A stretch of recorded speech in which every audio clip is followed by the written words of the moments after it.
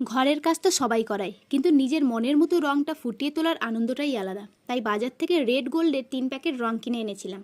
1 প্যাকেটের তুলনায় 2 প্যাকেট মতো সিমেন্ট ভালো করে মেশাতে হবে। লোকে বলে এই লাল অক্সাইডের রং যত বেশি ঘষে মেশানো হবে মেঝের উজ্জ্বলতা ততই ভালো হবে। আর আমি তো বাড়ির বড় মেয়ে আর বড় ছেলে দুটোই, তাই দায়িত্ব তো আমার আছেই।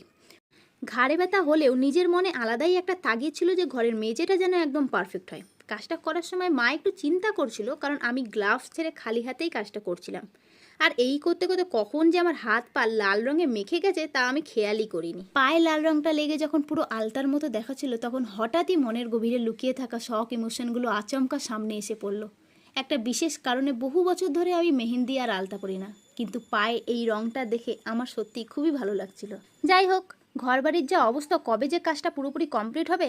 তো আমার এই ছোট্ট প্রয়াস আপনাদের কেমন লাগলো তো অবশ্যই কমেন্ট করে জানাবে, এবং দেখা হবে পরের ভিডিওতে। Bye bye.